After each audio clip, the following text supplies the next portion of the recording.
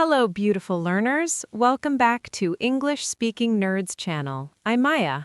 And I'm John. It's so wonderful to have you here with us today, whether you're listening during your morning coffee, on your commute, or while you're relaxing at home. Before we jump into today's fascinating topic, we need to ask you for something really important. If you're getting value from these episodes, if you're learning something new, or if you just enjoy our conversations, please subscribe to English Speaking Nerds channel.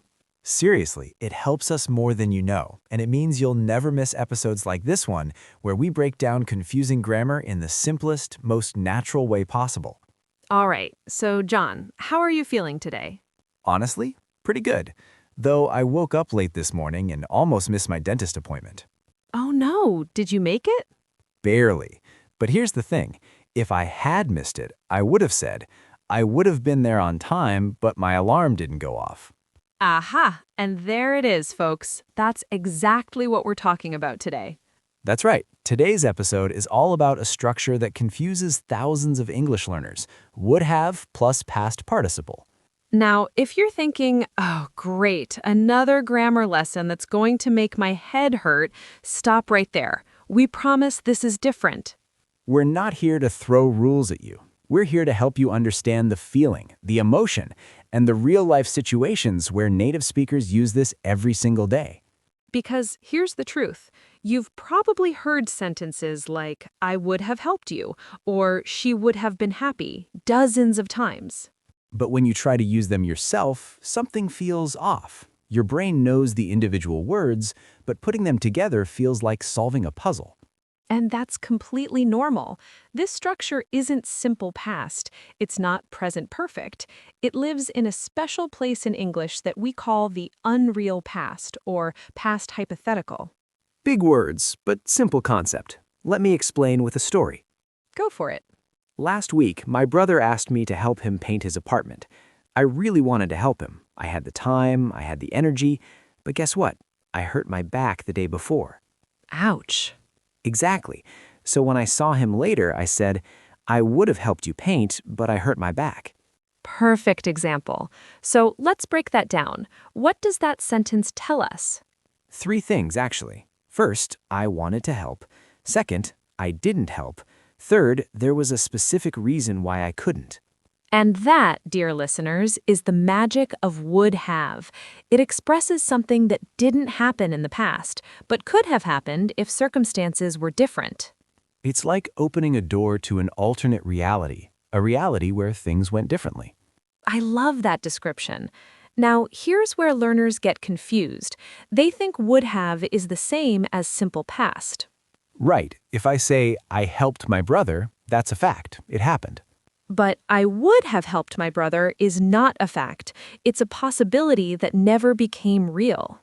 Exactly. And we use this structure for specific reasons, to express regret, to explain missed opportunities, to be polite, or to reflect on what might have been. Let's talk about regret first, because that's huge. Very huge.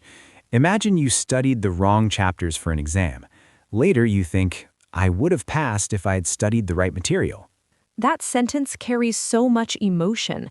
It's not just information, it's disappointment, reflection, maybe even a lesson learned. Another example, I would have called you on your birthday, but I was traveling and had no signal. See how that sounds? You're showing you cared. You're explaining what stopped you. It's much warmer than just saying, I didn't call you. Absolutely. Now, let's look at the grammar structure, but don't panic, we'll keep it super simple. The pattern is would plus have plus past participle. For example, would have gone, would have done, would have eaten, would have been. The past participle is that third form of the verb. Like go, went, gone, do, did, done, eat, ate, eaten. And here's the tip. If you know how to use present perfect, you already know past participles. It's the same form. Now, let's bring in would have been, because this one is everywhere in daily conversation. Oh yes, that would have been nice. It would have been amazing. The party would have been fun. Notice something. All of these talk about situations or feelings that didn't happen or didn't turn out as expected. Exactly. For example, if someone invites you to a concert but you couldn't go, you might say, "That would have been so much fun. I'm sorry I missed it." It's polite, it's genuine, and it shows you appreciate the invitation even though you couldn't accept it. Absolutely. Now, let's talk about common mistakes because this is where we can really help you improve. Mistake number 1, using would have without a reason or condition. For example, learners sometimes say, "Yesterday I would have gone shopping." That sentence feels incomplete. We're waiting for the but part. Exactly. You need to say, "I would have gone shopping, but it was raining," or "but I had no money." Without that second part, the sentence hangs in the air. It doesn't feel finished. Mistake number 2, confusing would have with wanted to. Yes, these are completely different. "I would have called you" means you intended to call, but something stopped you. I wanted to call you just expresses desire, but it doesn't tell us if you tried or what happened. And here's a pronunciation mistake. Learners often say "would of" because that's what it sounds like in fast speech. But it's always would have or the contraction would've, never would of. Let's practice some real-life situations now, because that's where this really comes alive. Situation 1. You forgot to charge your phone and missed important calls. You could say, "I would have answered, but my phone was dead." Situation 2. You wanted to attend your friend's wedding, but you were out of the country. "I would have loved to be there, but I was traveling for work." Situation 3. You're thinking about a job you didn't take. "I would have accepted that job, but the salary was too low." See how natural these sound? They're explaining, not complaining. Now, let's add some would have been examples. Okay, imagine you're talking about a restaurant that closed down. "It would have been the perfect place for our anniversary dinner." Or talking about weather on a trip. The beach would have been beautiful if it hadn't rained all week. Here's one about decisions. "Taking Mad's shortcut would have been faster, but we didn't know about it." These sentences have something in common. They all look back at situations and imagine different outcomes.